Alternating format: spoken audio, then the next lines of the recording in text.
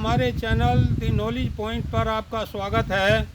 आज हम पुरा महादेव मंदिर के दर्शन करने आए हैं और अब हम यहाँ परशुराम आश्रम में खड़े हुए हैं। भगवान परशुराम आश्रम और पुरा महादेव मंदिर बागपत ज़िले से 30 किलोमीटर है और मेरठ से भी 30 किलोमीटर है। परशुराम शिव और विष्णु के दोनों के संयुक्त अवतार माने जाते हैं। अब हम आपको त्रेता युग में ले चलते हैं। यहाँ ऋषि जमदग्नि का आश्रम था।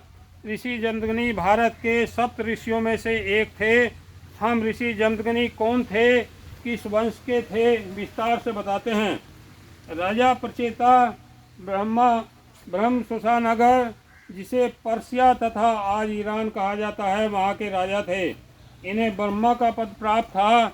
इनके वंश में भृगु पैदा हुए।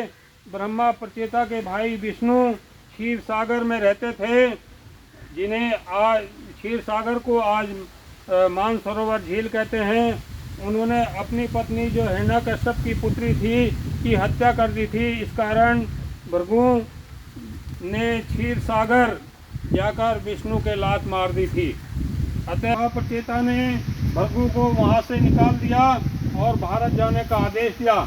इस प्रकार भृगु ने भारत के बलिया में शरण ली और ऋषि बनकर रहने लगे। भृगु की तीसरी पीढ़ी में के ऋषि जमदग्नि थे। जमदग्नि ऋषि की पत्नी रेणुका थी, जो कौशल नरेश प्रसेनजित की पुत्री थी। माता रेणुका ने आश्रम में एक शिवलिंग की स्थापना कराई हुई थी। वे कच्ची मिट्टी के घड़े बनाकर प्रतिदिन हिंडन नदी, जिसका प्राचीन नाम हरनंदी तथा पंचतीर्थी था, इससे जल भर कर लाती थीं और शिवलिंग पर जल चढ़ाती थीं। इनके 5 पुत्र थे: रुक्मार, सुषेणु, वसु, विश्वासु और परशुराम। परशुराम जी ने जन्म से ही क्षत्रिय कर्म को अपनाया था। 5 पुत्रों की मूर्तियां भी मैं दिखाता हूँ। देखिए, ये रुक्मान की मूर्ति है, ये सुषेणु जी की मूर्ति है। अब मैं तीसरे पुत्र की मूर्ति दिखाता हूँ। ये वसु जी की मूर्ति है, विश्वावसु जी की मूर्ति है। और अब मैं परशुराम जी की मूर्ति दिखाता हूँ आपको।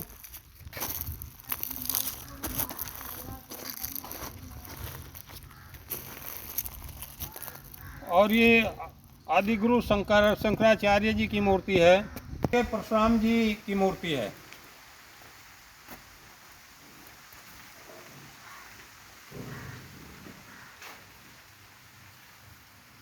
ये प्राचीन वट वृक्ष है और ये आश्रम है।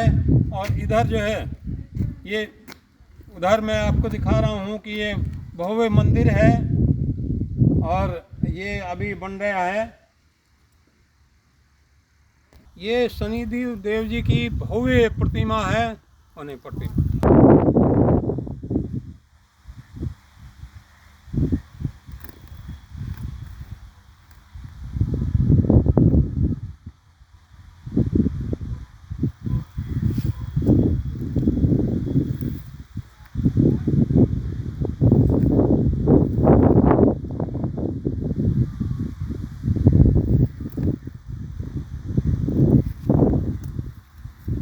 तो अब हम मंदिर के प्रवेश द्वार पर खड़े हैं। यहाँ से हम मंदिर भी दिखाई दे रहा है।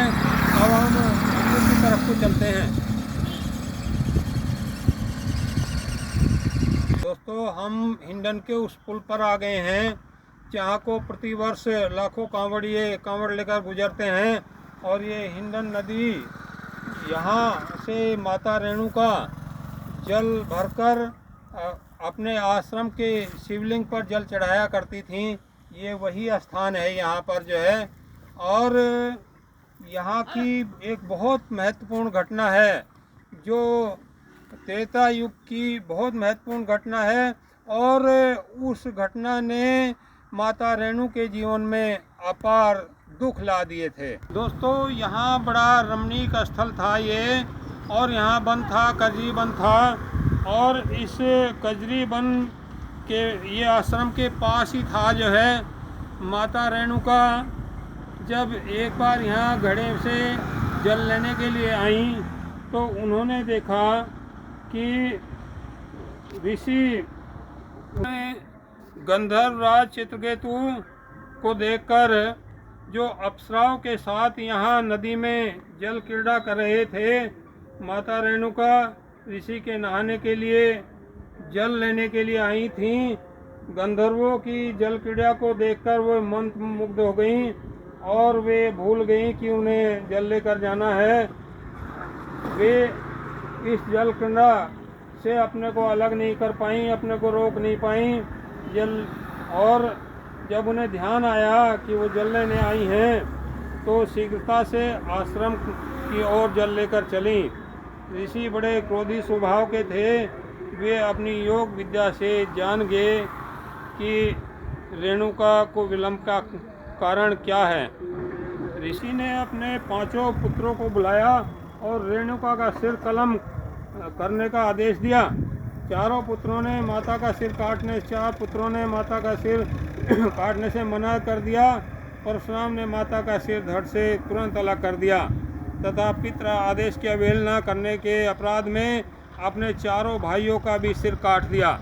सिर काटने के बाद परशुराम जी को आत्मग्लानि हुई और उन्होंने पिता से निवेदन किया कि वो माता पिता तथा भाइयों को जीवित कर दें। पिता ने अपनी योग विद्या के बल से सभी को जीवित कर दिया। ऋषि ने माता द्वारा स्थापित शिवलिंग के स्थान पर एक मंदिर बनवाया तथा हरिद्वार से पैदल नंगे पैर पैदल यात्रा की और वहाँ से जल लेकर इस शिवलिंग पर चढ़ाया। तब से कांवड़ लाने की यहाँ प्रथा प्रारंभ हुई। आज यदु के वंश में एक जिसको हैय वंश भी कहते हैं, इसमें एक प्रतापी राजा हुए सहस्रबाहु। उनमें 1000 भुजाओं का बल था और वो भगवान दत्तात्रेय के अवतार थे। सहस्रबाहु ने रावण को भी कैद करके रखा था। सहस्रबाहु नदी के किनारे पर बसी महिष्मति का राजा था और ये नर्मदा नदी के किनारे पर बसी थी। सहस्रबाहु के सहयोगी अन्य 64 राजा भी थे। ऋषि जमदग्नि के सहस्रबाहु से मधुर संबंध थे और वे इस वंश के राजपुरोहित भी थे। सहस्रबाहु परशुराम जी का सगा मौसा था। रेणुका का सिर काटने की घटना से सहस्रबाहु बड़ा दुखी हुआ और सेना सहित जमदग्नि आश्रम आया, जो आश्रम यहीं पर है जिसको हम आप दिखा रहे हैं। ऋषि तथा रेणुका ने उनका उचित आदर सत्कार किया। यह देखकर वे दंग रह गए और पूछा कि इतनी बड़ी सेना का सत्कार का प्रबंध कैसे किया गया। ऋषि ने बताया कि यह सब इस कामधेनु गाय की कृपा से हुआ है। राजा को गाय पसंद आई और उन्होंने ऋषि से गाय को उन्हें देने को कहा। ऋषि के मना करने पर वे गाय को बलपूर्वक ले गए। जब परशुराम जी आश्रम आए और उन्हें सारी घटना उनके पिता ने बताई तो वे अपना फरसा तथा धनुष जो उन्हें शिव ने दिया था लेकर गुजरात पहुँचे तथा वहाँ के भार्गवों की सेना लेकर महिष्मति नगरी को जला दिया और आग लगा दी तथा सहस्रबाहु को मार दिया और गाय लेकर आश्रम आए। इससे उनके पिता बहुत प्रसन्न हुए, लेकिन माता रेणुका ने कहा कि हम ऋषि हैं और हमारा धर्म क्षमा करना है, तुम्हें सहस्रबाहु को नहीं मानना चाहिए था। इस पाप से मुक्ति के लिए तुम तीर्थ यात्रा करके आओ। परशुराम जी तीर्थ यात्रा करने चले गए। इस मौका पाकर सहस्रबाहु के पुत्रों ने ऋषि जमदग्नि की हत्या कर दी और माता रेणुका ने उनके साथ सती हो गई। जब परशुराम आश्रम लौटे तो उन्हें यही जानकर कि उनके पिता की हत्या हो गई है और माता सती हो गई हैं, उनको बड़ा दुख हुआ और उन्होंने शपथ ली कि मैं अब पूरे हय्ये वंश का अंत कर दूंगा। जगह जगह ऋषि मुनियों के पास जाकर दिव्य अस्त्र इकट्ठे किए। उन्होंने दिव्य रथ गणेश जी से प्राप्त किया तथा 41 दिव्य अस्त्र, जिन्हें आज के परमाणु शस्त्र कहते हैं, वो अगस्त मुनि से प्राप्त किए और उनके पास पहले से ही फरसा और दिव्य धनुष शंकर, भोले शंकर का दिया हुआ था और इस प्रकार से एक भीषण युद्ध की शुरुआत हुई। इस युद्ध में यादव वंश, जो हय्ये वंश को यादव वंश भी कहते हैं, यादव वंश के 64 राजाओं ने भाग लिया। परशुराम जी ने 21 बार यादव वंशियों पर आक्रमण किए, जिससे यादव वंश के बहुत सारे राजा मारे गए और कुछ राजाओं ने युद्ध से अपने को अलग कर लिया था। भीषण रक्तपात हुआ। कहते हैं उनके रक्त से 5 कुंड भर गए थे। इसमें खड़े होकर, उन रक्त से भरे कुंडों में खड़े होकर परशुराम जी ने अपने पितरों का तर्पण किया था और अंत में इनके दादा ऋचिक ने आकर यह युद्ध बंद करवाया था। परशुराम जी पर बहुत घातक परमाणु शस्त्र थे। दिव्य अस्त्रों को ही परमाणु शस्त्र कहा गया है और बड़ी बड़ी सेनाओं को पल भर में ध्वस्त कर दिया गया। यादव वंशियों के पास परमाणु शस्त्र नहीं थे, इसलिए वो लगते चले गए और उनका विनाश हो गया। लेकिन कुछ राजा ऐसे थे जिन्होंने युद्ध से अपने को अलग कर लिया था और वो दूसरी जगह पलायन हो कर गए। इस तरह से जो अधिक निर्दयी राजा थे वो मारे गए थे, कुछ राजा अपने को बचा गए, वो बच गए। कहा जाता है कि परशुराम जी ने संपूर्ण पृथ्वी के क्षत्रियों का 21 बार विनाश कर दिया था।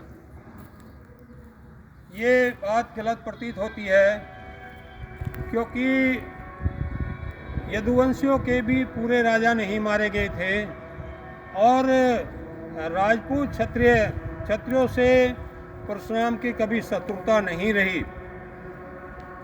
वे राजपूत क्षत्रिय उस समय भी दिव्य अस्त्रों से लैस थे। इसका प्रमाण ये है कि जब राम के स्वयंवर में परशुराम जी गए थे तो उन्होंने भगवान राम को ये पहचान लिया था कि ये भी विष्णु के अवतार हैं और उन्हें फरसा और अपना धनुष देकर तपस्या करने चले गए थे। इसके बाद पितामह भीष्म से 23 दिन युद्ध हुआ। 23 दिन के बाद भगवान परशुराम ने अपनी हार स्वीकार कर ली। तो उस समय भी क्षत्रिय थे और ये कहना कि पृथ्वी के क्षत्रियों को 23 बार समाप्त कर दिया था, ये बात सरासरी गलत है। अब मैं यहाँ की एक घटना का और वर्णन करता हूँ। देखिए ये पूरा प्रांगण कितना बड़ा है। ये पूरा आश्रम था और यहाँ त्रेता युग बीत गया और द्वापर भी बीत गया और कलयुग आ गया और ऋषि जमदग्नि का आश्रम एक टीले में परिवर्तित हो गया और लोगों के मन में लेकिन इस घटना की याद तरोताज़ा रही। एक बार कहते हैं कि लिंढोरा की राजधानी की रानी यहाँ इस टीले को देखने के लिए आई थी। टीले के पास एक जगह उनका हाथी रुक गया। जब वो चला नहीं तो रानी ने आदेश दिया कि यहाँ खुदाई करो। तो वहाँ वही प्राचीन माता रेणुका का शिवलिंग निकला। इसे देखकर सभी अचंभित हो गए। उन्होंने यहाँ पर दोबारा मंदिर बनवाया और यहाँ पुनः कांवड़ की प्रथा आरंभ हो गई। इस प्रकार से कांवड़ियों की संख्या बढ़ती गई, लगातार बढ़ती गई और यहाँ भारी संख्या में कांवड़िए आते गए और यहाँ के मंदिर का चमत्कार भी इतना था कि जो मनोकामना लेकर आता था वो पूरी होने लगी। तो यहाँ पर दानदाताओं ने जो है दान देना शुरू किया। यहाँ की प्रबंध समिति के सहयोग से और दानदाताओं के सहयोग से ये भव्य मंदिर बन गया। फिर आज ये सब इतना बड़ा परिसर है और यहाँ पर सब ठहरने की सुविधाएं हैं। कांवड़ियों के लिए धर्मशालाएं बनी हुई हैं। तो यहाँ पर आज ये भव्य मंदिर स्थापित है। मंदिर के मुख्य प्रांगण में आ गए हैं। आप देखें कितना बहुमूल्य जो है यहाँ इमारत है और कितना अच्छा यहाँ परिसर है।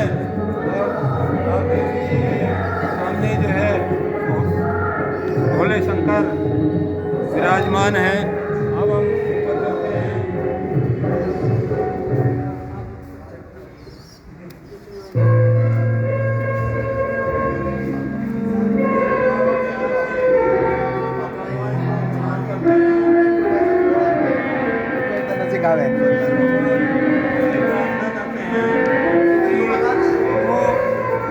हमें भी और सभी को सुखी रखें और सबकी रक्षा करें।